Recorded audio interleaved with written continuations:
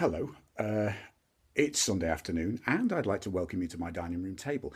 The difference is I'm not actually cooking dinner, uh, but I want to give you a taste of what inspires a tarot artist to create the decks he creates. I've laid out basically the contents of my tarot treasure chest on the dining room table, so have a look with me. Well, here it is, and if you think I have a spending problem with tarot, uh, think again, because I know quite a few collectors who would. This collection pales into insignificance when you see what they've got, but this is basically the core of my collection. These are my favourite decks. These are the decks that have inspired me. They're the decks that have given me wisdom. They're the decks that have influenced me as I've created my own stuff. So yeah, have a look with me. I'm starting right here because these were my first three decks. Anyone who grew up in the 70s and 80s will remember this, the Swiss 1JJ Tarot. The first tarot deck that US Games put out, actually published in Switzerland by Muller, distributed by US Games. Here is my blue box Rider-Waite, and the deck that I discovered the tarot through watching a James Bond movie. So that's the Tarot of the Witches, formerly the James Bond 007 tarot deck, and of course here, fabulous Grimo Marseille, which I love, and it was again the only one that was kind of commonly available for a long time. So it's, even though it's not the most authentic, it's the one that kind of represents the Marseille to me the most. And you can see here, I've got famous Crowley Thoth. This one is really special to me, the original Rider-Waite Tarot pack, because that is the deck that I bought in 2002. I was going through a really bad period in my life, and that was the deck that kind of reawakened my interest in tarot, which had been dormant for a few years. So they're kind of my classic decks. You can see here, these are some of the other decks that I bought in the early 2000s. I've got the Morgan Greer, which I love. Norbert Losch's Cosmic Tarot, which is a particular favourite of mine. Lo Scarabaeo's Ancient Italian Tarot. That was one of the first Scarabeo decks I bought, and little did I know when I bought that they would end up publishing my work. So Heindel Tarot. This one I would recommend to anyone. I think everyone should have at least one Golden Dawn deck in their collection. The root of the Crowley Thoth and the Rider-Waite. This is a modern edition. I mean, the original, there aren't really any surviving original Golden Dawn decks. This is a modern redrawing published by Llewellyn by the Ciceros, which is, again, is a wonderful deck. Let's have a look what else I've got here. Oh, there we go. Got to give these special mention. These are, you'll probably know these. These are by Eric C. Dunn, collaborating with Kin Huggins, who was writing for him. Tarot Illuminati and the Tarot Apocalypsis. I mean, these just instant modern classics. I think those images speak for themselves. They're really in a class of their own. So, and another modern classic. I owe a lot for this deck, and I owe a lot to this guy. This was one of my big inspirations in 2003, 2004, when I was actually creating my first deck, and created by Ciro Marchetti. This has sold thousands upon thousands of copies. I don't know how many thousands, but it's exceptional as tarot decks go, because it's been reprinted time and time again, and for good reason. I kind of was inspired. This was one of the sort of first really significant decks to feature digital art, and I can remember looking at this and thinking, God, I could never ever create something like that. And I often think that Ciro Marchetti is my pace setter, because I've gone on and created several decks, but every time I create one, he creates one that's much better and shifts the goalposts again. So that's very special to me again. Next to it, Nigel Jackson's Medieval Enchantment Tarot. Nigel is a lovely guy, and again, from a point of view of illustration and also from esoteric understanding of the tarot, he's a real role model of mine. I really admire his work. Another modern classic, Amy Zerner and Monty Farber's Enchanted Tarot. these are just so unique. I mean, each of these cards is one of Amy's amazing fabric collages. I mean, you can see on the box there, that's the moon card, and they are all equally stunning. They're just so original. This, I think, at the moment is out of print, but soon, within the next couple of months, to come back into print in a deluxe 20th anniversary edition. So, well worth getting. And you can see here I've got more Ciro Marchetti,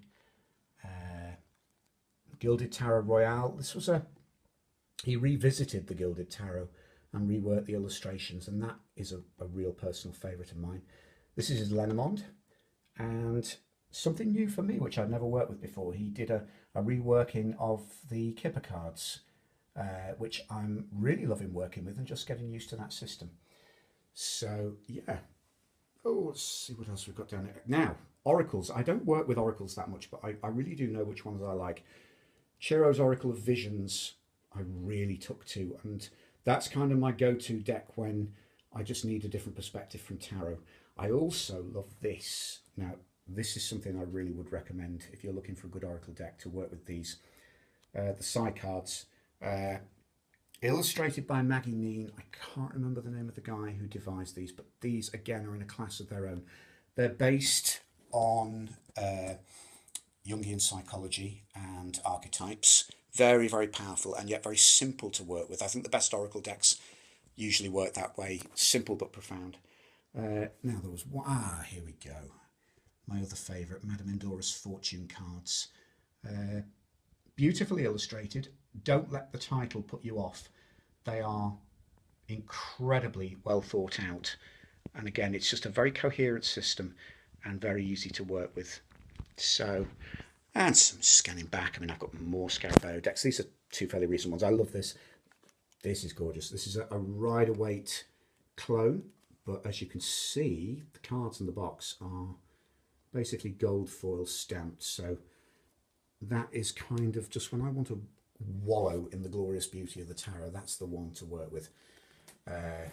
Morgan Greer, lovely classic 70s deck. These are two of these have become very close to me, and they're very recent. The Mystical Tarot has literally only been out a couple of months. That's a deck from Lo Scarabeo. Incredible oil paintings, beautiful surrealist, remarkably detailed. And this again is in a class of its own, the Fountain Tarot. This was a collaborative effort between an artist, a writer, and a graphic designer. It's been featured in Vogue, and it's so elegant, it's no surprise. Lenormands, yeah, very significant for me. My first ever Lenormand deck was this wonderful deck, French Cartomancy, which is a reproduction of a Dondorf Lenormand deck, 19th century, published by Scarabeo. That was gifted to me by Kay Stopforth, a friend of mine, and I was so inspired by that. And at the time there were no books available apart from this. This is a kind of modern Lenormand by Titania Hardy, and it was at the time the only text I could get in English. So I kind of learnt the system through that and then online, and as a result of that I eventually ended up doing my own. So that's my Lenormand Cartomancy deck that was published by Schiffer Books and is still in print. So Lenormands, again, I mean, I love the traditional ones, but there are also some very special modern ones. Mystical Lenormand by regular Elizabeth Flisher. This is, again, beautifully painted. Very, very special deck. Caitlin Matthews and Virginia Lee, the Enchanted Lenormand Oracle. Caitlin, I would say, to me, is the modern authority on Lenormand. So you've got a wonderful guidebook in this. If that wasn't enough, she's actually done an expanded version of that guidebook, which can be purchased separately. So yeah, there's my Lenormands here. More traditional ones. This is a particularly precious one. A dear friend gave me this as a gift, and this is a reproduction of the very first Dondorf Lenormand. Pixie's astounding Lenormand cards by Edmund Zabrowski. These are collaged from images by Pamela Coleman Smith and very beautiful and clever. Now published by US Games, which is well deserved. And this lovely one, an Art Nouveau Oracle, which is a Lenormand published by Scarabeo. Oh, let's just see what else we've got. I've got gifts here from family. This was a present from my father. First edition Sheridan Douglas Tarot, which I treasure. Visconti Tarot, reproduction of one of the earliest known tarot decks from Scarabeo. Light and Shadow. I'm a real admirer of Brian Williams, who sadly is no longer with us. Light and Shadow was a series of lino cut illustrations by Michael Gutford that Brian did the book for. Michael sadly is no longer with us either. Very unique and very special, but also a very insightful and well structured tarot deck. Just beautiful. And again, there's Brian's Renaissance Tarot. That was the deck that I discovered his work through. He's also, to me, one of the greatest scholars on tarot as well, and there's an amazing guidebook goes with that. Deviant Moon Tarot by Patrick Valenza, another modern classic. And this, I treasure this, Joanna Powell Colbert's Gaian Tarot, which was published by Llewellyn, now available through Schiffer. I was lucky enough to get one of the early limited edition decks. So you can see there in the little amulet, there's the Sun card. Chiro's Legacy of the Divine. Oh, got to show you this. Roerich Tarot. Amazing German artist, or Austrian is he? I can't remember. Karl Roerich, incredible illustrator and artist. These are sadly no longer available. You can see the Fool card on here, which kind of speaks for the rest of the deck. It's very surreal. And I just kind of took to that one, as I did with this, Cosmic Tribe. If you don't like nudity, avoid that one. It's very spectacular, full of energy, but also full of lots of naked men and women, which is no problem for me. I love the deck, but I know some people might find that a bit difficult. And Brotherhood Tarot by Patrick Valence. No, God, my brain is going. He's going to kill me for this. Anyway, Brotherhood Tarot by a dear friend of mine in the States. Patrick Stillman. God, sorry, Patrick. Considering we've been chatting on Facebook regularly for years, that says a lot for my memory, doesn't it? Brotherhood Tarot was one of the first gay decks, along with Lee Burston's Gay Tarot, published by Scarabeo, which I wanted to root out for this, but it's buried in my boxes somewhere. These were the first two published gay decks, and they really had a profound influence on me, so much so that I ended up creating my own gay-inspired deck called the Sun Tarot, and again, that's out, published by Schiffer Books. Quantum Tarot. That was my first published deck. There you go, there's the first edition by Canati Books. That was a collaboration with Kay Stopforth. I illustrated and Kay wrote the book.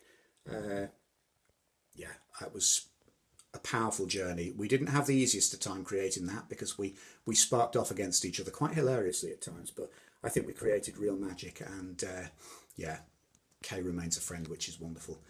And again, that was what inspired me. That was Kay's first publication, the Universe cards, another of my favourite Oracle decks.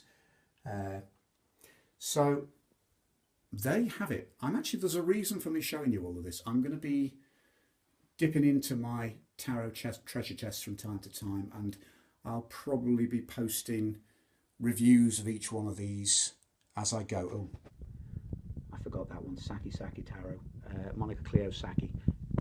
Wonderful again. So original. Just a riot of colour. Chaos at its best in its most lovely form, but also eminently readable. So yeah, I will be picking one of these from time to time, and I will be showing you the cards and telling you how much I love them and why. So thanks for watching. Thanks for coming to my dining room table, and I'm sorry that I couldn't give you a meal today, even though it is Sunday, but there you go.